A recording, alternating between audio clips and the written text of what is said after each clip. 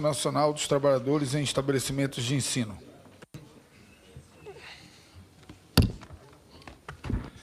Bom dia, Marcelo Ramos. Queria dar um abraço do Aldanir, lá das Minas Gerais, seu companheiro de movimento estudantil, nas lutas aí do movimento estudantil. Cumprimento os vereadores, os deputados e deputadas federais, os companheiros da mesa, para esse importante debate nacional, e talvez um dos mais importantes em curso no nosso país nesse momento.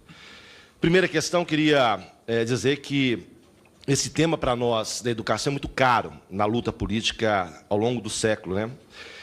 E antes de iniciar a minha fala, eu queria primeiro cumprimentar 1.600.000 professores e auxiliares de educação pelo país todo, que nós representamos a CONTEE, um universo gigantesco de pessoas vinculadas à educação privada do país, e queria cumprimentá-los em nome da nossa Confederação Nacional, dizer que nós estamos na luta de resistência e de denúncia daquilo que está tramando contra o nosso povo a partir da reforma da Previdência.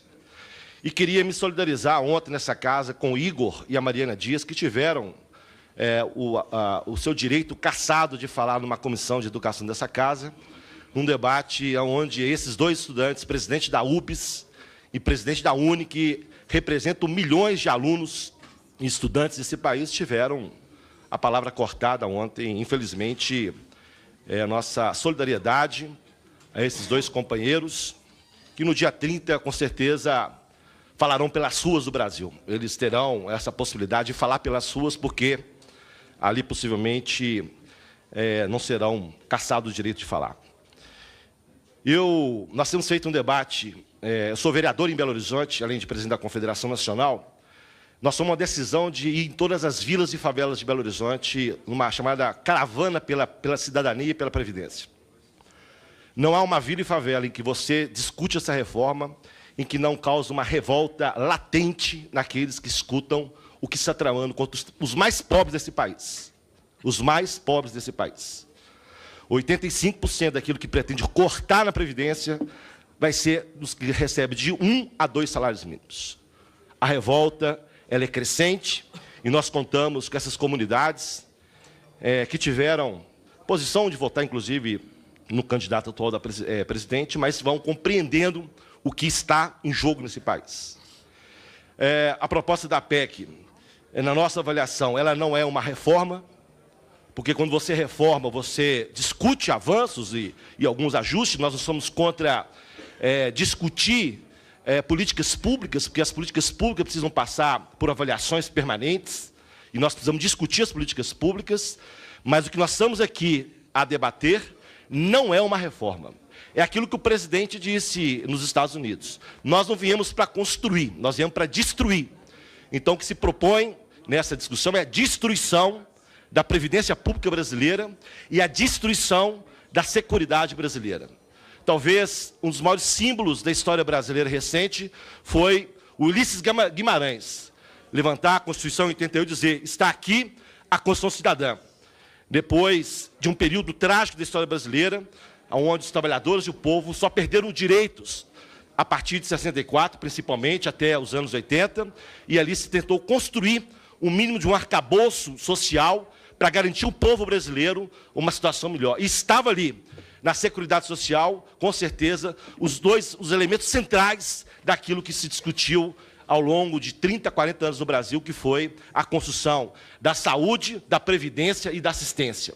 E o que se propõe aqui hoje é destruição daquilo que foi construído naquele período. Eu fico escutando o debate sobre a reforma, é a panaceia para os problemas econômicos do Brasil. Senhores deputados e deputadas, nós sabemos que o problema do Brasil econômico não é o problema da Previdência, nós todos sabemos disso. Isso é mentira. É mentira.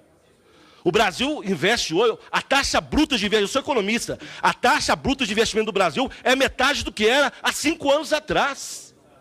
Metade. Qualquer economista de boteco sabe que uma economia não cresce se não tiver investimento. O Estado brasileiro paralisou o investimento. A iniciativa paralisou o investimento. Esse país não tem investimento. Fizeram uma reforma trabalhista que nós viemos aqui debater.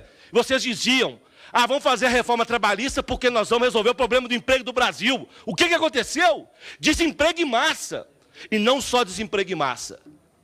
Trabalhos precários destruíram o direito do trabalho no Brasil. Aqueles que estão sendo empregados com 30% a menos do valor salário daqueles que estavam lá.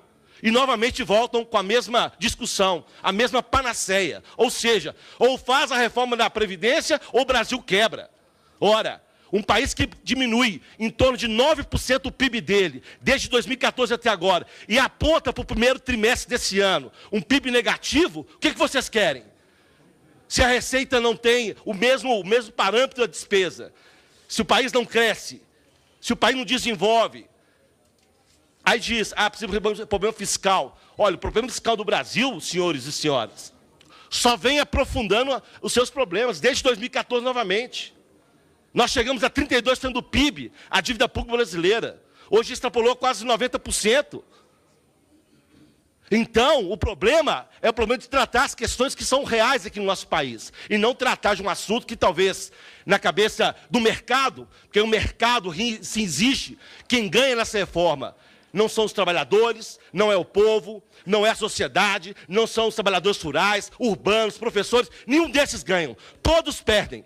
Perde os prefeitos, os mais de 4.500 prefeitos do interior, que não terão renda no final do mês para poder ser consumido no comércio dos seus municípios. Perde o Brasil todo. Quem ganha? Sistema financeiro.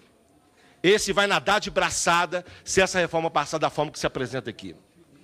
Então, é o ganha-perde. Um ganha e a sociedade do Brasil perde. Portanto, nós achamos que é muito ruim tratar o assunto da reforma como elemento da revisão do nosso projeto de desenvolvimento, já que nós não temos nenhum projeto consistente colocado à disposição da sociedade brasileira, e nesse governo não se apresentou um único projeto para desenvolver a economia brasileira.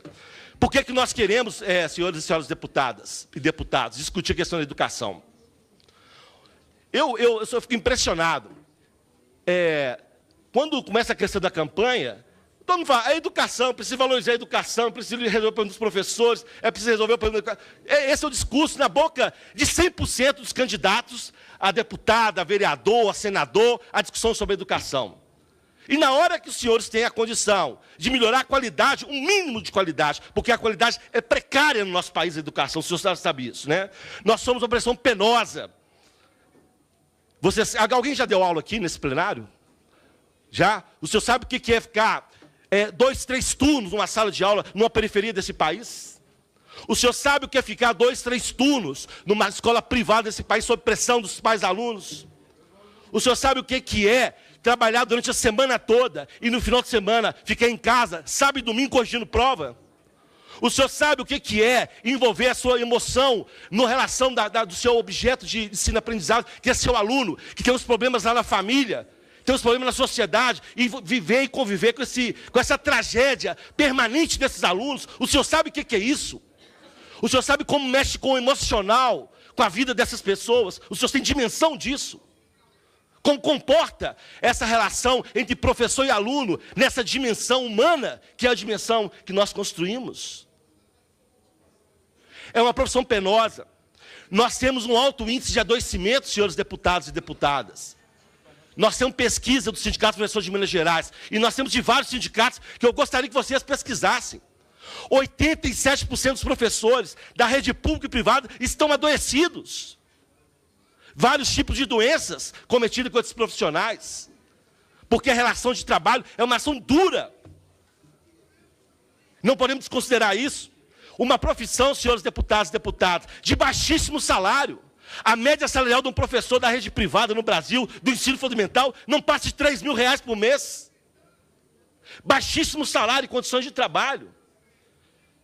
Nós temos um trabalho de tempo integral. Um trabalho que não é só feito dentro da escola, é feito na família, é feito na casa, na residência onde nós moramos, e fora. Porque hoje, com o advento da tecnologia, nós somos agora associados ao WhatsApp, às redes de comunicação, trabalhamos full time, 24 horas a serviço da escola e a serviço do aluno. Essa é a nossa realidade, duríssima realidade dos professores e professoras desse país.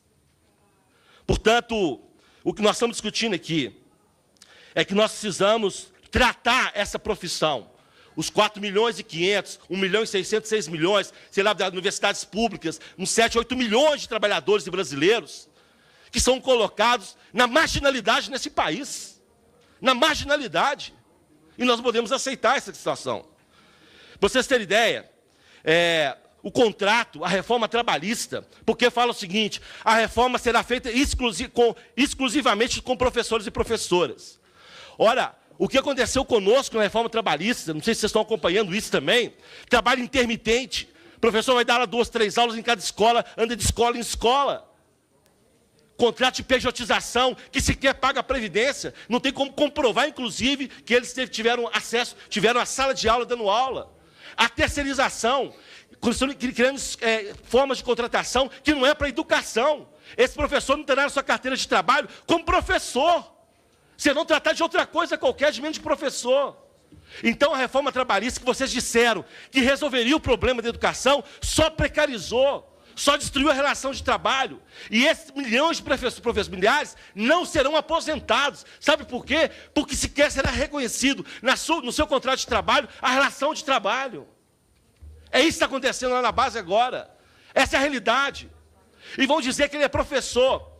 Ele trabalha durante 25 anos numa escola, 26 anos numa escola. Se ele é demitido com seus 60 anos de idade, que é o que propõe aqui, ele não conseguirá uma outra escola para dar aula, porque professor de educação básica, lá na educação infantil, no ensino fundamental, no ensino médio, possivelmente, depois de 50 anos, e acontece hoje, 92% das demissões dos professores da rede privada se dão depois de 50 anos de idade.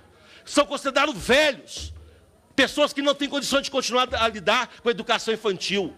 Esse professor que ficou durante 25, 30, 28 anos na escola privada, vai ter que arrumar outra profissão e não terá o direito à aposentadoria especial dos professores, porque não terá como comprovar a condição de professor na rede.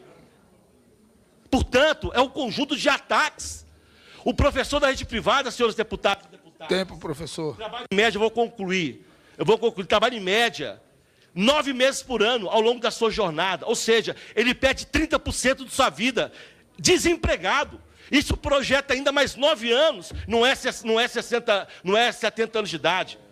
Vai ser com 76, 77, 80 anos de idade, que se propõe nessa casa uma aposentadoria do professor de educação fundamental e de educação básica. Eu concluo, senhor presidente, dizendo que eu teria um mundo de coisas para dizer.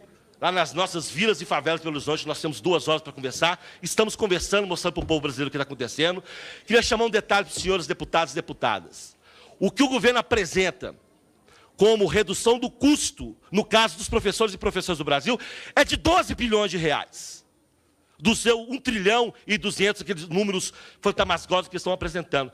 É menos de 1% daquilo que se propõe retirar dos professores. Eu pergunto às vossas excelências, vale a pena retirar dos professores e professoras desse país um valor tão miserável, de uma categoria tão miserável, que tenta buscar o seu reconhecimento ainda na sociedade brasileira?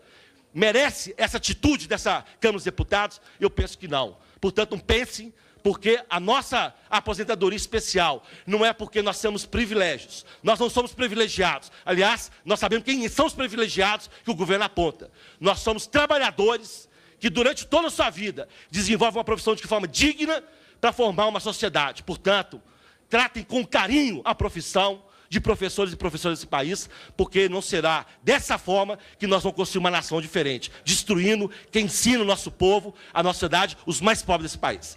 Tenham juízo nesse processo de discussão. Muito obrigado.